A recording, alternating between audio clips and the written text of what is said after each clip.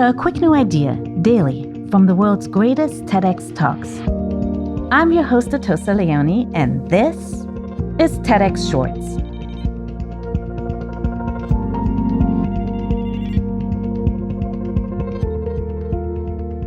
What's your superpower?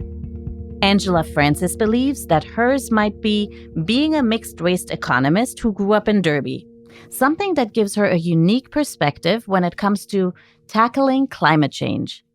A passionate environmentalist, Angela sees that the key to overcoming climate challenges is proving to the public that a green economy can quickly change their lives for the better.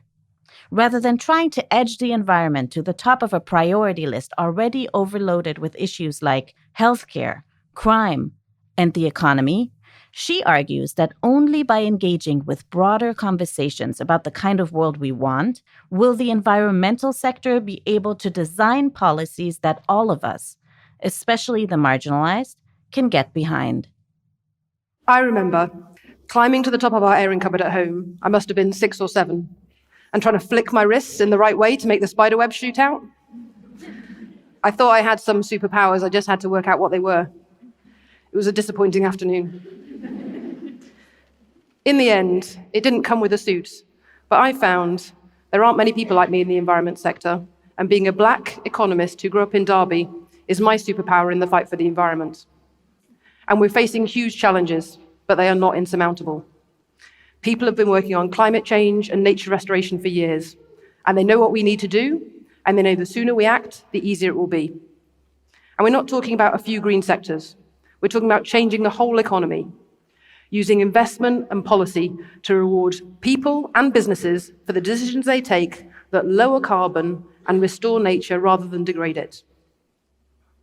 The problem is, politicians aren't acting at the speed or scale we need them to, because they think the public want them to do something else first.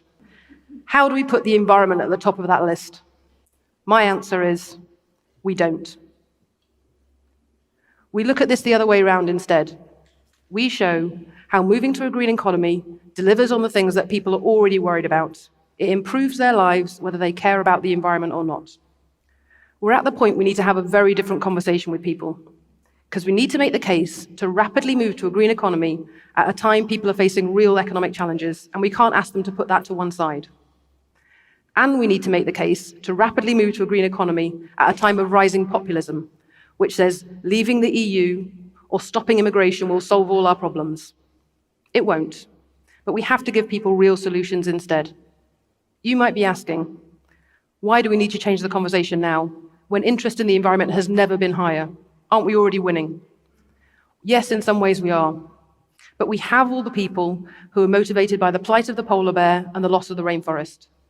We have all the people who can change their whole life around and make every decision based on how they lower their carbon footprint.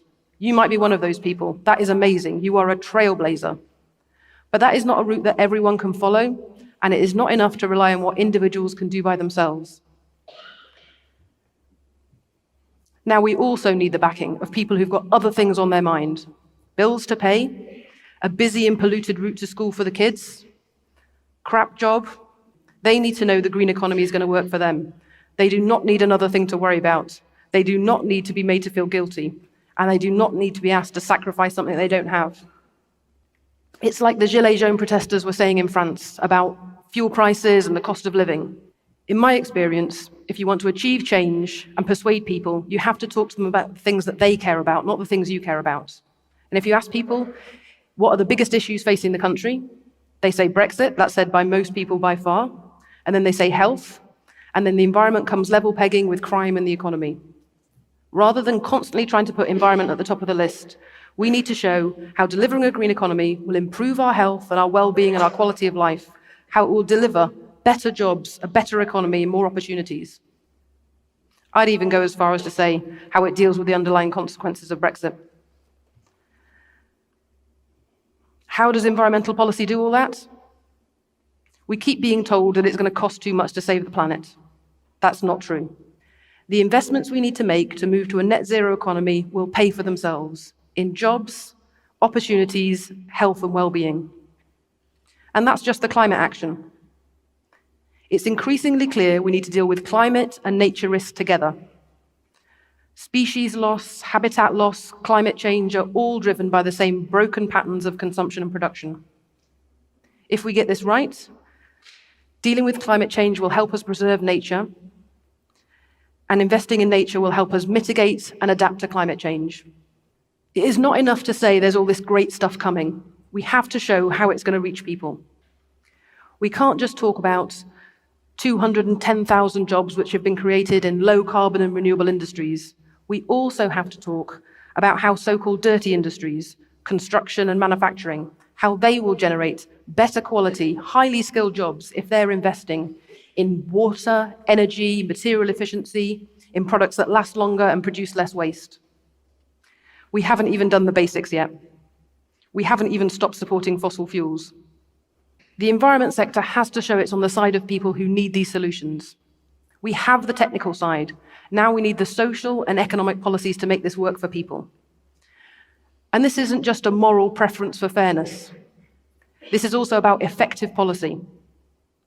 Everywhere in the world is facing these same challenges. And businesses want to invest in the solutions in the places where government is really thinking about how to create the conditions for change and how to build widespread public support. The people side of this is not somebody else's job. This is our job as environmentalists too. The environment sector has to be right in the middle of a conversation about what kind of country we want to be and how our policies will really improve people's lives. The fairness of the green transition is not a nice to have. It is a thing that will make the transition happen or not. We will get stuck in protests if we don't make this work for people. If you're serious about moving to the green economy, like I am, you have to be serious about getting the benefits to the people who need them first. There is no way of delivering a change this big without doing that. So my superpower might not be to do whatever a spider can. My superpower is not trying to add to the list of things that people care about, but showing how the plan for a green economy is a plan to improve lives right now. The TEDx talk you just listened to was recorded in London, England. All TEDx events are independently organized by volunteers who believe in TED's mission of ideas worth spreading. Thanks to the organizing team at TEDxLondonWomen. Want to listen to more TEDx talks? Explore the entire archive on the TEDx YouTube channel. I'm Atossa Leoni. Thanks for listening, and see you tomorrow.